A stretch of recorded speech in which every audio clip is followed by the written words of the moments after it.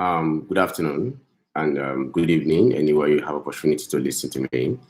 My topic is going to be on land, the importance of land to human survival.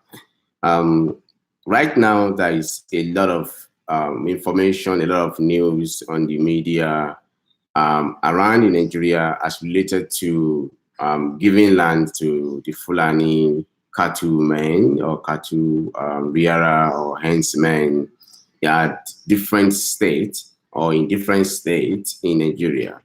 And there have been different things. Everybody has been saying different type of things as related to this particular information or this particular program that the federal government of Nigeria is trying to embark on.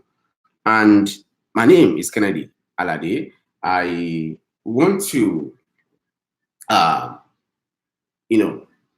talk about land. And the essence of this is that people, we need to understand how important land is to our survival. And to be able to do that, I will take us back to history. Every one of you understand, maybe you are a Christian, you are a Muslim, any religion you practice, you understand or you have heard about how the people of Israel, they left Egypt and they were going to the promised land. Don't forget the word promised land, because the survival of the people of Israel depends on having a land. You cannot survive. You cannot, in fact, you don't have an existence if you don't have land to claim to be yours. And what the federal government are trying to do in Nigeria right now is like, oh, we want to have an existence of the Fulani people in every nook and cranny of Nigeria. That is what they are trying to say. They want to plant them in every nook and cranny of Nigeria so that their expansion can cut across everywhere, no matter the race, no matter the language, no matter the tribe. And going back to that story of the Israelites, of the Jew leaving Egypt, going to the promised land, the land is so important that wherever they are going to, anywhere they have to settle, they must have land to settle themselves, because it is when they have land to themselves, that is when they can do their planting, that's when they can do their farming, that's when they can do their shelter, that's when they can have their everything, the livestock they want to have. And that is how you need to understand the importance of land to our existence, to our survival as human. Now, back to Nigeria. Now imagine if you do not understand how that land is important to you. If you are from Ekiti State, you are from Taraba State, you are from Kogi State, any state you come from within Nigeria, the land that you have every right to defend your land. You have every right to stand that this land belongs to us. It is what is passed to you by your forefathers. So it is not now that, okay, many of us are educated. We believe that, okay, we don't go to farm anymore. Many have left Kogi State, they have gone to Lagos State, or they have left Kogi State, they are in Port Harcourt. They will now sit down wherever they are. They don't care. I'm sorry for you if you don't care, because that land that you thought you left, that land is as important as your existence. That land is as important as your existence. Now, let me give you an instance. In some states in the United States, you realize that I often tell people, especially some of my people that are close to me, I said some people, some states, they couldn't comprehend the kind of development they experienced in the last 10 years. And it's true, because when you go there and you see how they were in the last 10 years, they call some places downtown, you see that the kind of structure, the expansion that they had in the last 10 years or the last 20 years were very minimal. But because they have land that could be used for infrastructural development and at the same time for investment purposes, investors came in. They come in and to start investing into infrastructure. They start investing into accommodation. They start investing into real estate. They start investing into different areas of economy.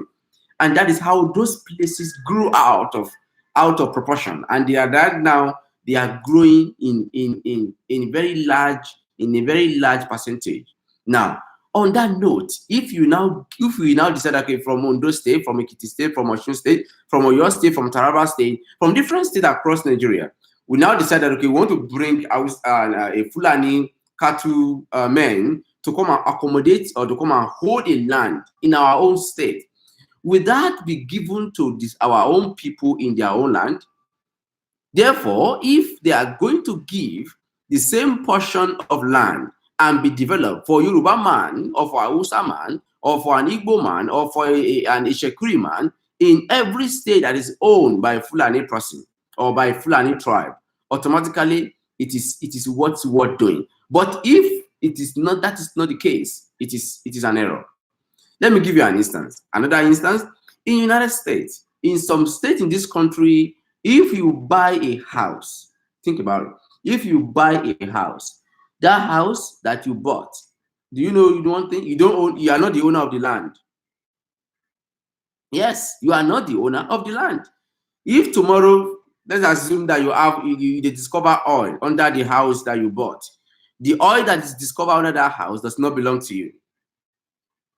That oil does not belong to you. In fact, the person that owned that land, that sold the house to you, that sold the land or sold the property to you, own the land.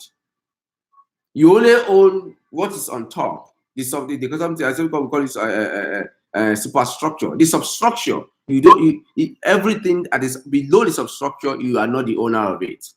That is how important land is. Therefore, I'm calling on every Nigerian. I'm calling on you from the north to south, from east to west. It is high time for you to know what it means to have land. It is high time for you to know what it means to own land. It is high time for you to appreciate why you are born in that tribe you are born, where your forefathers have a claim to a land that you can point to. And it is high time for you to stand to defend what you have, because there is nothing that you have. You are nobody when you don't have a land. In fact, you don't have a culture, you don't have a race, you don't have a tribe, you don't have a lineage when you have no land.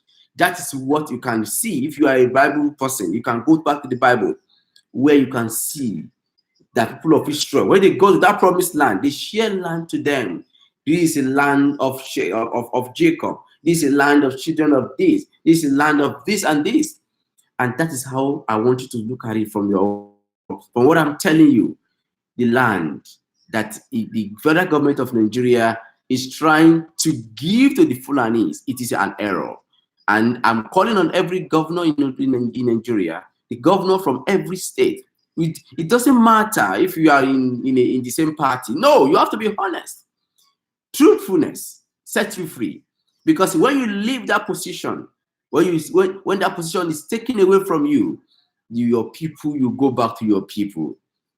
When you are no more in that position, you will go back to your people. You will not move. You will not take your bag and go back to Katsina and say, I want to go and stay with Buhari. No, you will go back to your people. Therefore, it is best thing for you to defend what the people have, to defend what belongs to the people in unison, with one voice. Let's defend ourselves. I'm not, against any tribe, but if you are an Irobo man, defend what you have. If you are an Ishekuri man, defend what you have. If you are an Hausa man, defend what you have. If you are the Kaje man, defend what you have. If you are Buron, defend what you have. If you are Kataf, defend what you have. If you are Ishekiri, defend what you have. Any tribe you belong to across the country, Nigeria, defend your land, because that land is what determines who you are. And the day you give it to another tribe, automatically you sold your birthright.